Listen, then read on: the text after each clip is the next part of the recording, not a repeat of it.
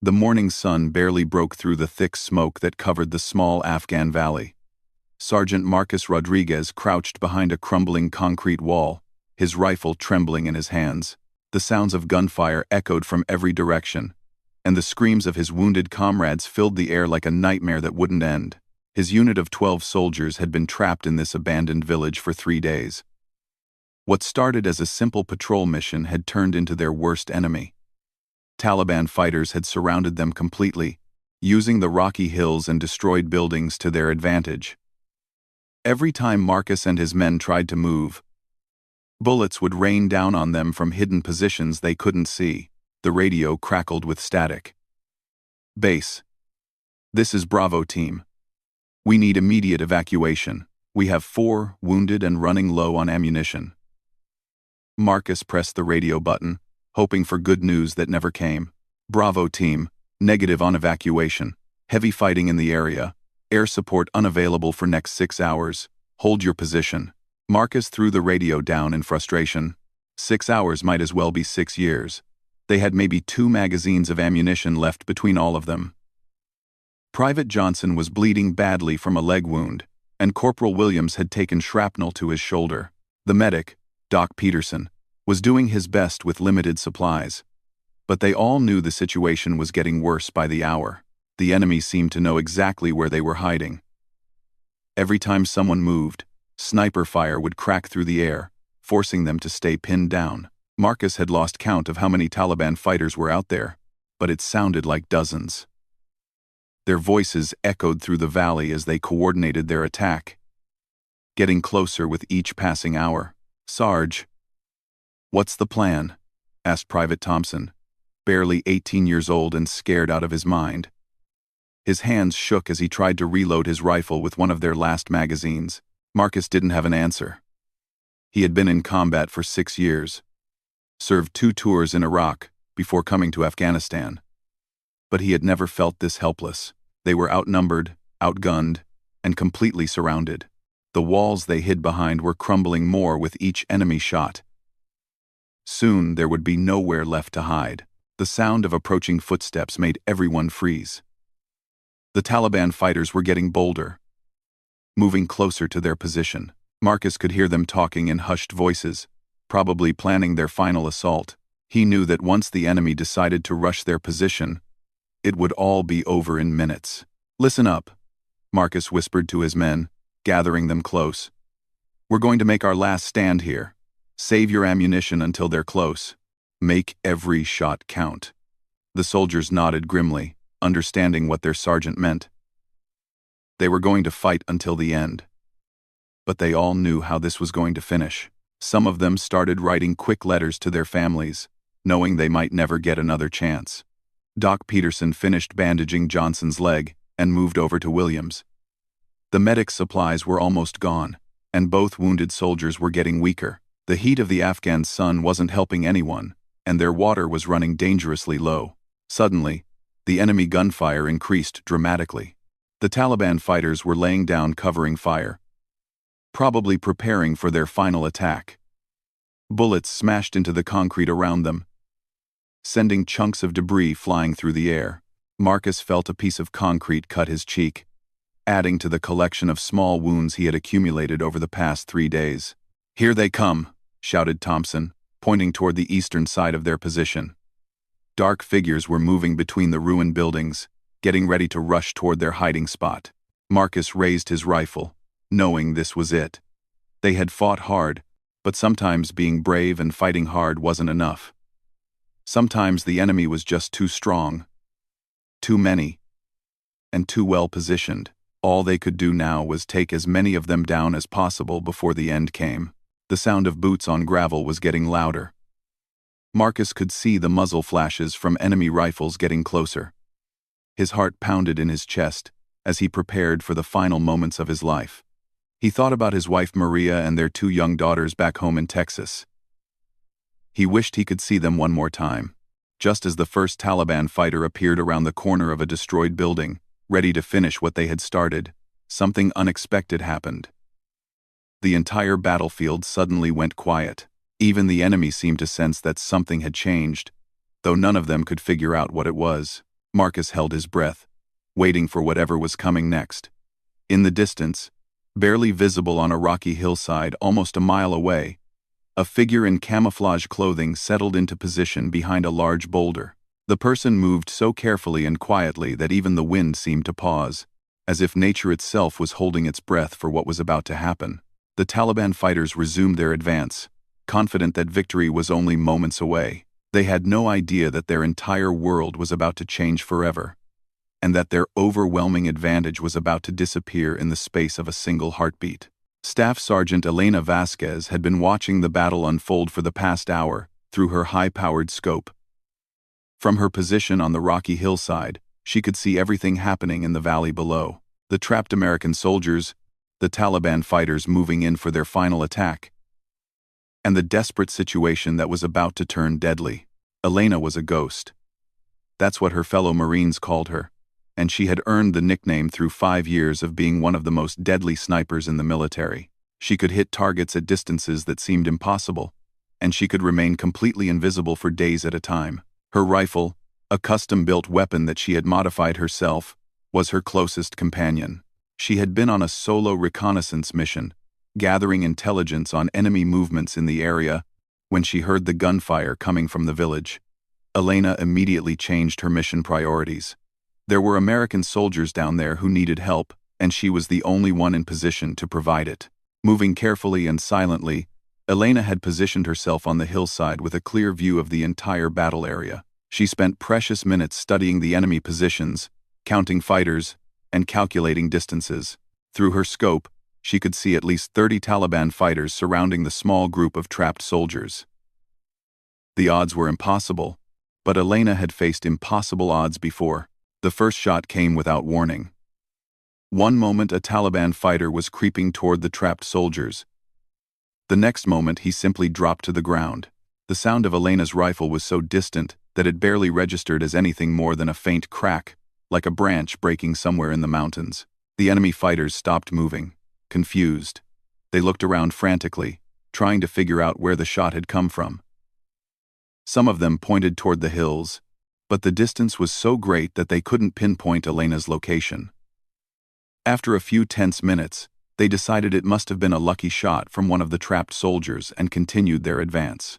Elena's second shot dropped another fighter who was trying to flank the Americans from the north. This time, the Taliban fighters knew they were being hunted by a sniper, but they still couldn't determine where the shots were coming from. The sound of Elena's rifle was reaching them almost 2 full seconds after the bullet hit its target, making it nearly impossible to locate her position.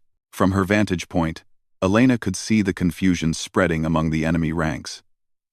They were starting to argue among themselves, pointing in different directions, uncertain about how to proceed. Some wanted to continue the attack, while others insisted they needed to find and eliminate the sniper first. The third shot silenced their argument. Elena had identified the enemy commander, a tall man with a distinctive red headband who had been giving orders to the other fighters. When he fell, the Taliban attack immediately became disorganized. Without clear leadership, the fighters began to scatter, seeking better cover. Marcus and his trapped soldiers couldn't believe what they were seeing. Enemy fighters who had been confidently advancing on their position just minutes before were now diving for cover, looking over their shoulders, and arguing among themselves. The entire momentum of the battle had shifted in an instant. "What the hell is happening out there?" whispered Private Thompson, afraid to speak too loudly in case it drew attention to their position. Marcus had his binoculars out, scanning the surrounding area. "Sniper," he said quietly. "Someone's out there." Picking them off one by one, Elena continued her methodical work. She had identified the key enemy positions and was systematically eliminating the fighters who posed the greatest threat to the trapped soldiers. Each shot was carefully planned and perfectly executed. She never missed, and she never hesitated. The Taliban fighters were becoming increasingly desperate. They knew they were being hunted by an expert marksman, but they couldn't retreat without losing face, and they couldn't advance without exposing themselves to more sniper fire. They were trapped in a deadly game where they couldn't see their opponent. But their opponent could see them perfectly. One brave Taliban fighter attempted to rush across an open area to get closer to the trapped Americans. Elena's bullet found him halfway across the clearing. Another fighter tried to use the cover of a destroyed car to advance on the American position. Elena's shot went through the car's thin metal and found its target.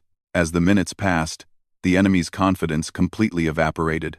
What had started as a sure victory was turning into a nightmare.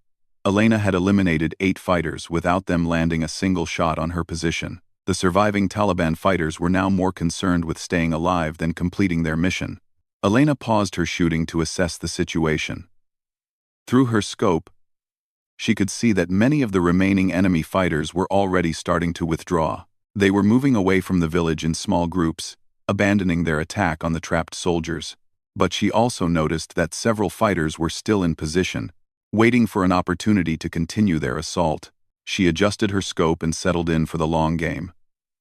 Elena knew that patience was a sniper's greatest weapon. She could wait all day if necessary, picking off any enemy fighter who showed themselves. The Taliban fighters, on the other hand, were exposed in unfamiliar territory with limited supplies. Down in the village, Marcus and his soldiers were finally starting to believe they might survive this ordeal. The enemy fire had almost completely stopped, and they could see Taliban fighters moving away from their positions. But Marcus was experienced enough to know that the battle wasn't over yet. "Stay alert," he warned his men. "This could be a trick to make us expose ourselves." Elena heard voices approaching her position from the east. A small group of Taliban fighters had figured out the general area where the shots were coming from and were trying to circle around behind her. She smiled grimly. They had made a fatal mistake by abandoning their cover to hunt for her. Moving like a shadow, Elena repositioned herself behind a different boulder, one that gave her a clear view of the approaching fighters. They were moving clumsily through the rocks, making enough noise to wake the dead. Elena counted 4 of them, all carrying AK-47 rifles and moving in a loose formation. The first fighter never knew what hit him. Elena's bullet dropped him instantly, causing the other 3 to dive for cover behind some rocks. But their cover wasn't good enough. Elena had the high ground and years of experience in mountain warfare. One by one, she eliminated the remaining fighters. With the immediate threat neutralized, Elena returned her attention to the main battle. The Taliban force was clearly in retreat now, with most of the fighters abandoning their positions and heading toward the hills on the far side of the valley. But Elena wasn't finished yet. She had a job to complete, and that job was making sure every single American soldier made it home alive. The sun was starting to set, casting long shadows across the valley. Elena had been in position for hours, but she felt no fatigue. This was what she had trained for, what she lived for. Every shot she fired brought those trapped soldiers closer to safety, closer to seeing their families again. The radio in Marcus's hand suddenly crackled to life with the most beautiful sound he had heard in days. "Bravo team, this is Overwatch. I have eyes on your position. Stay low and hold tight. Cavalry is coming." The voice was calm, professional, and unmistakably American. Marcus looked at his men and saw hope returning to their faces for the first time in 3 days. Someone was out there watching over them, someone who had single-handedly turned the tide of an impossible battle. "Overwatch, this is Bravo team leader. Who are you, and where are you?" Marcus asked into the radio, still hardly believing that salvation had arrived. "Call me Ghost, Bravo team. I'm in position to provide Overwatch until evacuation arrives. Keep your heads down and let me do my job." Elena had taken the radio from one of the eliminated Taliban fighters and switched it to the American frequency. She had been monitoring their communications and knew that air support was finally en route. But until the helicopters arrived, she would continue to be their guardian angel, watching over them from her rocky perch high above the valley. As darkness began to fall, Elena switched to her night vision scope. The remaining Taliban fighters thought the cover of darkness would give them an advantage, but they were wrong. Elena's advanced equipment allowed her to see them as clearly as if it were daylight. In fact, darkness was her preferred hunting time. 3 Taliban fighters attempted to use the darkness to get closer to the trapped Americans. They moved carefully, thinking they were invisible in the night. Elena watched them through her scope, tracking their movements with deadly precision. When they were in the perfect position, she eliminated all 3 with rapid, accurate shots that echoed across the valley like thunder. The psychological effect on the remaining enemy fighters was devastating. They realized that their mysterious opponent could see them even in complete darkness, could hit them from an impossible distance, and never missed a shot. Several more fighters abandoned their positions and fled into the night, leaving only the most stubborn or foolish ones behind. Marcus and his soldiers spent the night in relative peace for the first time since their ordeal began. They could hear their guardian angel working throughout the darkness, the distant crack of a rifle followed by the inevitable silence that meant another threat had been eliminated. Doc Peterson was able to treat the wounded soldiers properly, and everyone finally got some rest. When dawn broke, the valley was eerily quiet. Elena had worked through the entire night, systematically hunting down every remaining Taliban fighter who posed a threat to the trapped soldiers. Her total count was now over 20 confirmed eliminations, an incredible feat of marksmanship and tactical skill. At 0800 hours, the sound of approaching helicopters filled the valley. 2 Black Hawk helicopters appeared over the eastern ridge, escorted by a pair of Apache attack helicopters. The cavalry had finally arrived, just as Elena had promised. Marcus popped a smoke grenade to mark their position for the incoming aircraft. As the helicopters circled the village, searching for signs of enemy activity, Elena's voice came over the radio one last time. "Bravo team, this is Ghost. Area is secure. No hostile activity detected. You're clear for extraction." The Blackhawks landed in a swirl of dust and noise, and Marcus helped his wounded soldiers board the aircraft. As they lifted off, Marcus scanned the hillsides through the helicopter's window, hoping to catch a glimpse of the mysterious sniper who had saved their lives. On the rocky hillside, Elena was already packing her equipment. She had completed her mission, and it was time to disappear back into the mountains. She had saved 12 American lives, eliminated a significant enemy force, and done it all without being detected or taking a single casualty. As the helicopters disappeared into the distance, Elena began her long journey back to her extraction point. She moved through the mountains like a ghost, leaving no trace of her presence. By the time Taliban reinforcements arrived at the village hours later, they found only empty buildings and the evidence of their devastating defeat.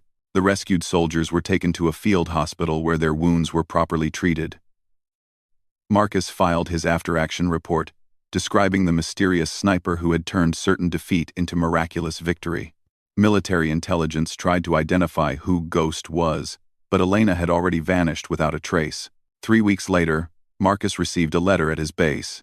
Inside was a simple note that read, "Glad you made it home safe. Semper Fi. Ghost." There was no return address, no signature, nothing that could identify the sender. Marcus shared the letter with his squad, and they all agreed to keep the story of their guardian angel to themselves. Some stories were too special to share with the world, too personal to turn into official reports or medal citations. What happened in that Afghan valley was between them and the ghost who saved their lives. Elena never sought recognition for her actions that day. She had done what any Marine would do, protected her fellow Americans when they needed it most. The official records would never show her involvement in the battle, and that was exactly how she wanted it. 6 months later, when Marcus finally made it home to Texas, he held his wife and daughters a little tighter than usual. Every day with them was a gift he almost didn't receive, a future that had been saved by a silent guardian angel watching over him from a distant hillside. The war continued, and Elena returned to her solitary missions in the mountains of Afghanistan. She carried no fame, sought no glory, and asked for no recognition. She was a ghost, a legend whispered about in hushed tones among the troops, a guardian angel who appeared when hope was lost and disappeared when the job was done. In the years that followed, similar stories began to circulate among military units throughout Afghanistan.